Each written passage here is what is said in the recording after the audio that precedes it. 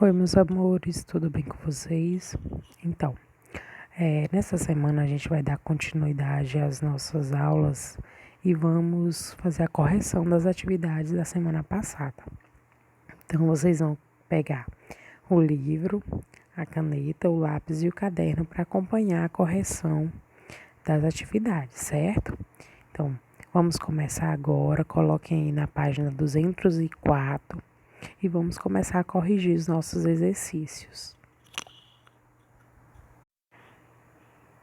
Então, pessoal, na página 204, a gente tem essa primeira questão aí da atividade História em Questão.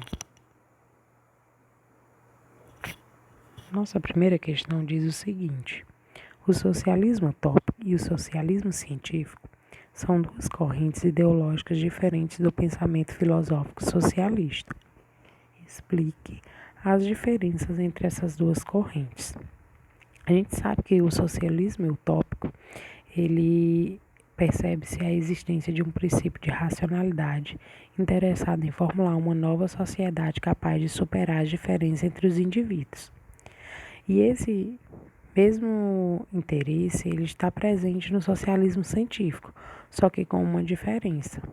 A diferença é que ele parte de uma profunda investigação das características sociais, econômicas, políticas e culturais que revelam a afeição e os problemas inerentes à sociedade industrial. Certo? Então, na segunda questão, a gente tem inscrito em 1888 o livro de Frederick Engels, que é falando do socialismo utópico ao socialismo científico.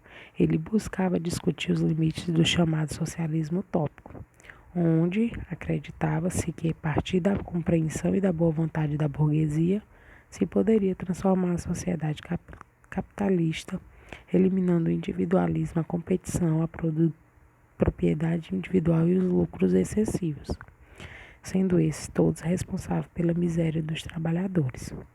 Então, como alternativa àquela corrente, Engels e Marx propunham o socialismo científico. Com base nessa informação, mencione uma proposta levada a feito pelos socialistas utópicos. Então, para Fourier, era necessária a criação de várias comunidades denominadas falancérios, onde todos exerceriam a liberdade e a igualdade de acesso aos meios de produção e ninguém seria explorado. Então, vocês iam colocar essa resposta na segunda.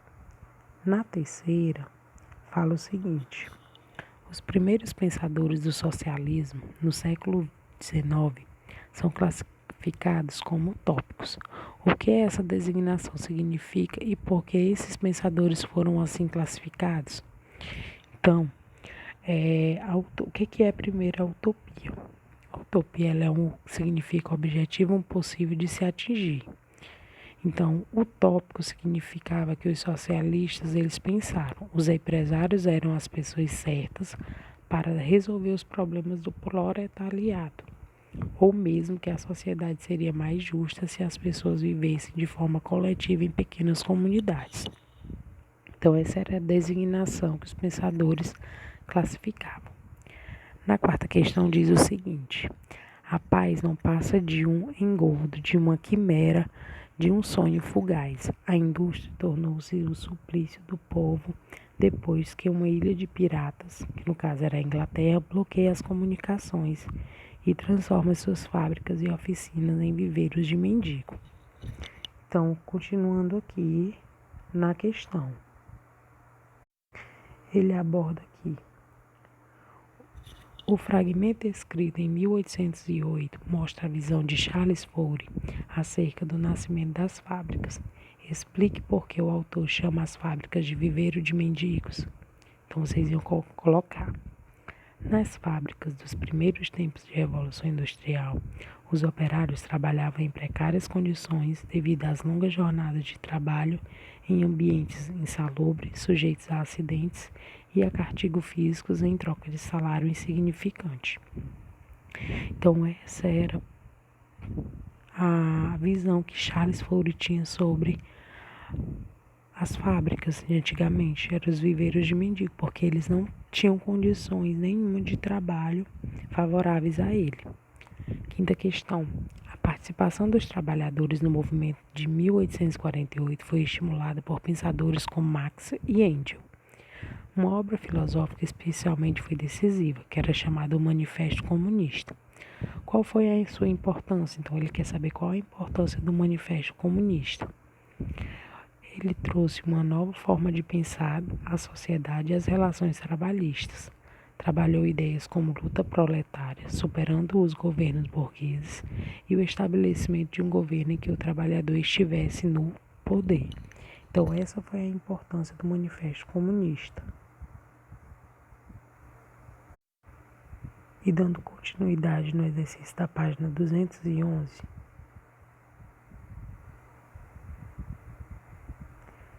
segundo a expectativa e a análise da sociedade, dos pensamentos socialistas, as condições materiais do meio social condicionaram as demais relações sociais, ou seja, para viver, os membros de uma sociedade precisavam transformar a natureza para comer, construir abrigos, produzir utensílios, etc., o que é fundamental para a sua existência. A partir disso, o que Marx considerava como base para a análise da sociedade? Ele ia considerar o quê? As relações sociais que os homens estabeleciam entre si para utilizar os meios de produção e transformar a natureza. Ou seja, eles achavam que a produção é a raiz de toda a estrutura social que condiciona a política, as classes, a cultura e todo o resto da sociedade. Na segunda questão, ele fala assim: de acordo com o pensamento positivista, qual o papel exercido pela ciência na sociedade contemporânea? A ciência, para Comte, ocupava um lugar de destaque. Por quê? Porque, segundo ele, o único conhecimento considerado verdadeiro era o científico, e este era bem utilizado, contribuindo para o processo do povo. Então, o papel da ciência na sociedade, de acordo com Comte, ele era bastante destacado. Terceiro, o anarquismo é uma corrente do pensamento filosófico político que tem um posicionamento específico sobre as formas de governo. Explica esse posicionamento. Então, ele quer saber o que o anarquismo tem a ver com o pensamento filosófico e o pensamento específico dentro do governo. Os anarquistas acreditavam na não existência do Estado, do Exército e de qualquer instituição em que existiam os que mandavam e os que obedecem. Os anarquistas eles defendem uma sociedade que todos sejam livres, iguais e vivem em completa cooperação. Ou seja, eles eram democráticos. A quarta questão. Os séculos 18 e 19 apresentam transformações políticas e econômicas que mudaram a forma de relação social e de trabalho. Faça uma reflexão e comente o panorama político no momento do surgimento da consolidação do socialismo. Vocês iam falar com a palavra de vocês, mas eu vou colocar aqui. O panorama político na Europa do século XVIII trouxe muitas transformações para a sociedade e se apresentava como um período de muita intensidade. Por quê? Porque existiam fatos históricos decisivos desse período. E eles destacaram muito a Revolução Industrial, que ele tratava da substituição do trabalho manufatureiro e artesanal pelas máquinas e que mudou as relações de produção e de trabalho. E a outro fato histórico foi a Revolução Francesa, no campo político, que influenciou ideologicamente a Europa com as ideias republicanas e iluministas em substituição ao absolutismo monárquico. Então, vamos lá.